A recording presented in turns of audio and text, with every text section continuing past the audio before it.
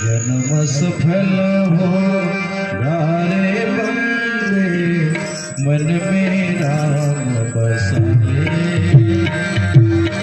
मन में राम बसाए।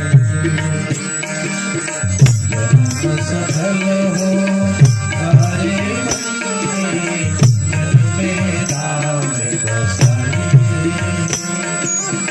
मन में राम बसाए। राम नाम के मोती सबका नाम बसाए, मन में राम बसाए।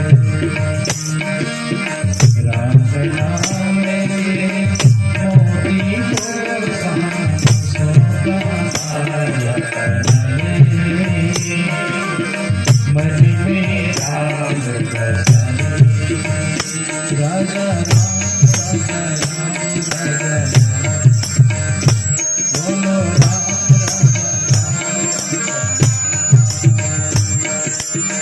राम पतित पावन करुणा और सदा सुख दाता। राम पतित पावन करुणा और सदा सुख दाता। सरस सुहावन अति मन भावन, राम सिमरे मन में राम बसाए। जन्म सफल हो गारे बंदे, मन में राम बसाए, मन में राम बसाए। राजा राम राजा राम राजा राम राजा राम राजा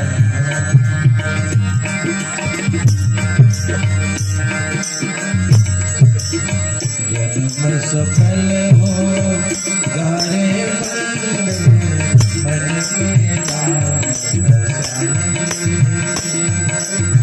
मन में राम बसाए। सफल हो गारे बंदे, मन में राम बसाए, मन में राम बसाए। बोलिए राघवेंद्र सरकार की जय। गुरु ब्रह्मा गुरुर्विष्णु गुरुर्देवो महेश्वरा, गुरुः साक्षात् परं ब्रह्मा, तस्मै श्री गुरवे नमः, तस्मै श्री गुरवे नमः। मेरे माता पिता को मेरा प्रणाम, मेरे गुरुजनों को मेरा प्रणाम, आप सबको मेरा प्रणाम। उठो, जागो और तब तक चलते रहो जब तक परम लक्ष्य की प्राप्ति न हो जाए। कहा था उस महान ज्ञानी ने जिसका नाम था विवेकानंद, जिन्होंने पूरे विश्व के हर कोने कोने में हिंदू धर्म का परचम फहराया था, जिसका नाम था विवेकानंद। सोचोगे कि तुम महान हो तो महान ही बनोगे, सोचोगे कि तुम कमजोर हो तो कमजोर ही बनोगे। कहा था उस महान ज्ञानी ने जिसका नाम था विवेकानंद। तो भगवान श्री राम के साथ साथ स्वामी विवेकानंद को भी मेरा प्रणाम। आज श्रद्धांजलि कार्यक्रम में उस अमर आत्मा जो आज हम सबके बीच यहाँ नहीं है, उनको भी मेरा प्रणाम। भगवान उनके आत्मा को शांति प्रदान करे और उनके परिवार के लोगों को दुख सहने की शक्ति प्रदान करे और कार्यक्रम में उपस्थित मेरे प्यारे माताओं को भी मेरा प्रणाम, क्योंकि आप सभी माता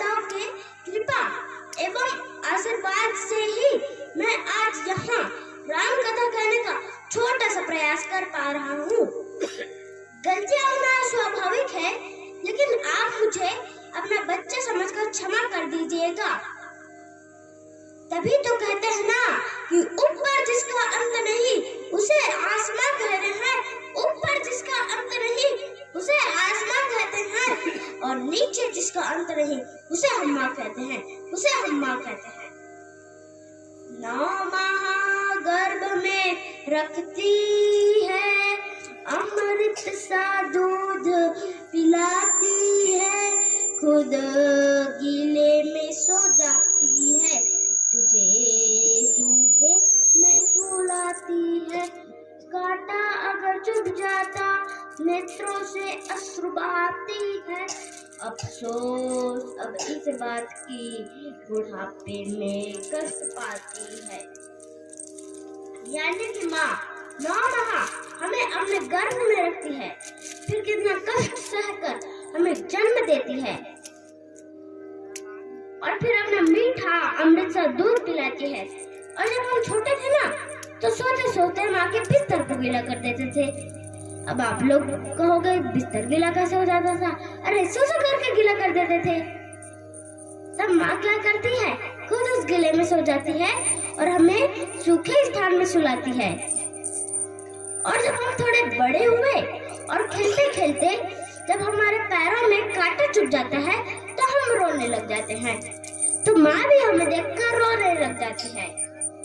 और जब वही माँ बूढ़ी हो जाती है तब बहुत कष्ट पाती है, क्योंकि जब हम छोटे थे तो माँ हमारी सेवा करती थी, और जब हम बड़े हो गए और माँ बूढ़ी हो गई तो हमें उनकी सेवा करनी चाहिए, लेकिन हम वो काम नहीं करते, इसीलिए माँ बहुत कष्ट पाती है।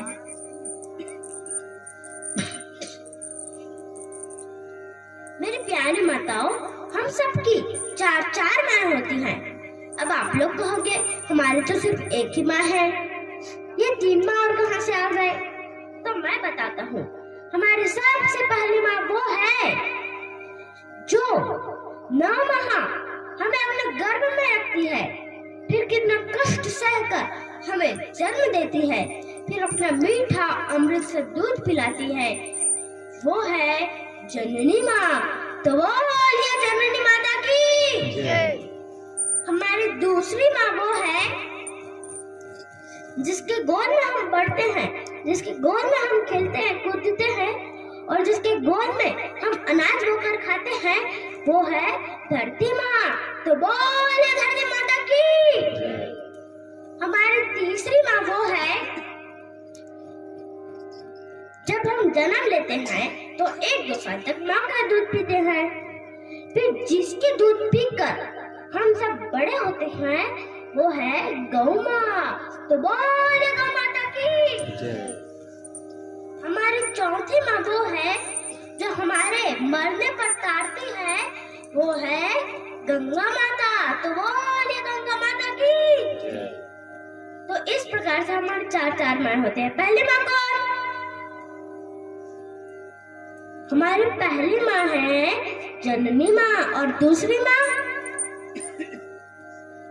हमारी दूसरी माँ है धरती माता, और तीसरी माँ हाँ हमारी तीसरी माँ है गौ माता, और चौथी माँ हाँ हमारी चौथी माँ है गंगा माँ।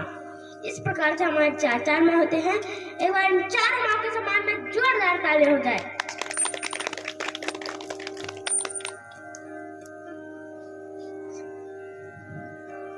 इस संसार का सबसे छोटा शब्द है माँ। विराटता इतनी, महानता इतनी कि अगर पूरा ब्रह्मांड आकर समा जाए तब भी छोटा ना पड़े, ऐसी होती है माँ। अगर आपको माँ के प्रेम के बारे में ही जानना है तो आप खुद अनुभव करना कि एक बच्चा युवा बनता है, काम करने के लायक हो जाता है, काम करके घर को वापस आया तो दरवाजा में ही पिताजी मिल गए। पिताजी ने पूछा, दिखा बेटा तुमने दिन भर कितना कमाया? अभी तो बेटा अंदर गया ही नहीं है। पिताजी ने पहले ही पूछ लिया। फिर अंदर गया, हिसाब किताब दिया, फिर थोड़ा अंदर गया तो बच्चे कपड़े खरीदने लगे। पूछे, दिखा बापू तूने हमारे लिए क्या लाए। फिर थोड़ा अंदर गए तो पत्नी तैयार मिली। पत्नी ने पूछा, बाप से बचाकर मेरे लिए कितना लाया। पिता ने पूछा, कितना कमाया। बच्चे ने पूछा, क्या लाया। और पत्नी ने पूछा, कितना बचाया। लेकिन माँ की तरफ ना ये पूछेगी कि बेटा तूने कितना कमाया, ना माँ ये पूछेगी कि बेटा तूने मेरे लिए क्या लाया है, ना माँ ये पूछेगी कि बेटा तूने कितना बचाया। मैं तो बस एक ही चीज कहेगी अपने बेटे के सामने प्रेम से हाथ घुमाकर कि मेरे लाल तूने दिन भर काम ही किया कि कुछ खाया या भी नहीं खाया। ऐसी होती है माँ। तभी तो कहते हैं ना कि बंद किस्मत की कोई ताली नहीं होती, बंद किस्मत की कोई ताली नहीं होती, सूखे पेड़ की कोई डाली नहीं होती। और जो झुक जाए अपने माँ बाप के चरणों में, उसकी झोली कभी खाली नहीं होती, उसकी झोली कभी खाली नहीं होती। और आगे की कथा हम भजन के बाद सुनेंगे।